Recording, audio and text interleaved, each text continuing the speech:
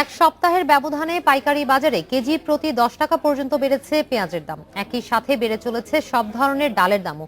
বৃষ্টিতে পরিবহন খরচ বৃদ্ধি আর বুকিং রেট বাড়ায় এই দুই পণ্যের বাজার আরও বাড়ার শঙ্কা রয়েছে।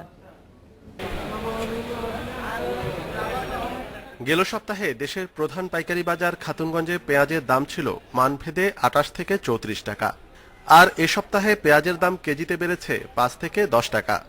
ভালো মানের পেঁয়াজ বাজারে কম, তাই সবচেয়ে বেশি বেড়েছে এটির দাম, বিক্রি হচ্ছে 44 টাকায়। পেঁয়াজের মতো চড়া ডালের বাজারও, সব ধরনের ডালের দামই বেড়েছে কেজি প্রতি 5 থেকে 8 টাকা। ছোলার দাম রমজানে বাড়লেও এখনো কমেনি। একটা হলো বৃষ্টির কারণে আমদানি কম, আর গত সপ্তাহের চেয়ে এই সপ্তাহে পেঁয়াজ থেকে 4 থেকে 5 টাকা বাড়তি।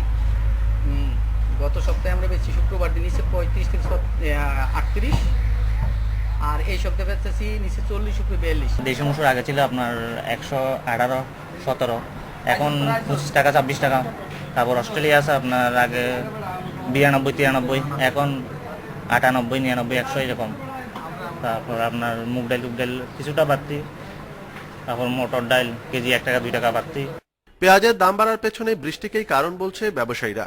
এছাড়া রয়েছে উচ্চ পরিবহন খরচ, আর আন্তর্জাতিক বাজারে দর বাড়ায় ডালের দাম আরো বাড়বে। পোর্টকলি থেকে গাড়ি ভাড়া নিত আগে 250 টাকা, 2500 টাকা, 1700 টাকা, এইভাবে তো যেভাবে জিনিসের দাম বাড়ছে ওইভাবে গাড়ি ভাড়াও বাড়ছে। এখন বর্তমান 4,500 টাকা গাড়ি ভাড়া নেই। ডালের 1 মাস ধরে বাজার বাড়তেই আছে। মসুর ডালটার বাজার কমবে না, আরো বাড়বে বাজার। আন্তর্জাতিকভাবেও বাজার বেশি, বর্তমান মার্কেটেও মাল কম। পাইকারি বাজারে এই দাম বৃদ্ধির প্রভাব ইতিমধ্যেই পড়তে শুরু করেছে খুচরা বাজারে। অনুপম শীল, ইন্ডিপেন্ডেন্ট নিউজ, চট্টগ্রাম।